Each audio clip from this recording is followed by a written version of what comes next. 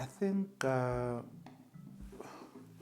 when COVID sort of like hit, I think it exposed the short-term models which existed, but those who already had long-term models, much more sustainable,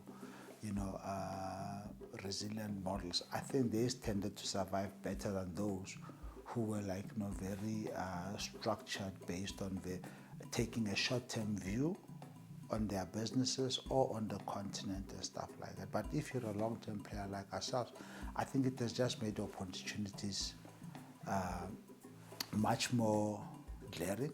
It has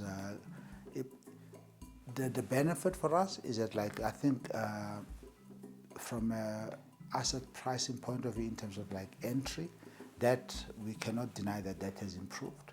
But that's a global sort of like phenomena in terms of like certain asset classes have now represented very opportunistic entry opportunities from a pricing point of view.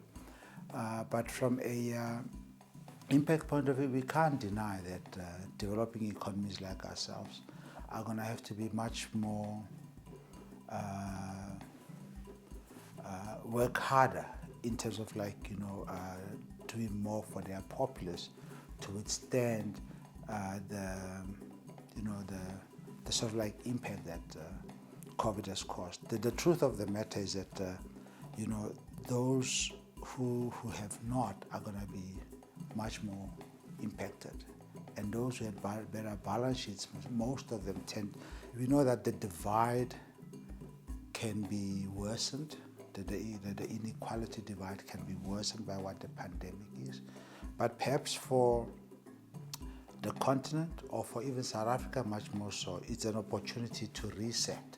Everybody's been affected. So therefore, as opposed to being victims, we can all say, then how then do we then take this crisis to, press the reset button and re-look at things the way, in a different manner.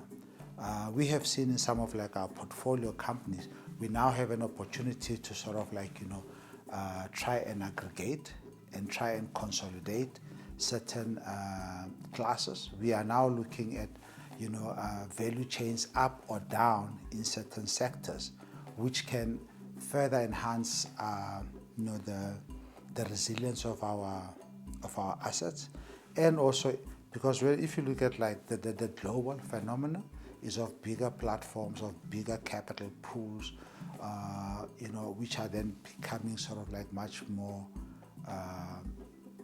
bigger players into like market share. So therefore, I think South Africans, or much more so in particular, have to then see to what extent they then, aggregate more, and also like revisit their own context in terms of their ability to compete.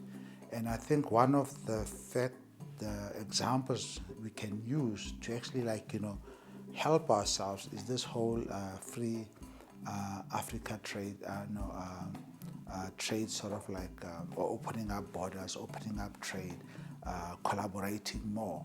And we now seeing, at least whilst governments are talking like that, but we're seeing businesses already starting to do that even much more.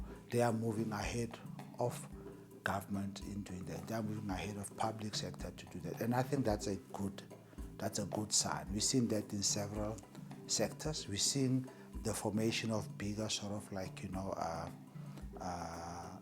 capital pools, asset pools, in order to be much more competitive to the other, outside capital coming into the continent. And I think which could be a good thing for the continent.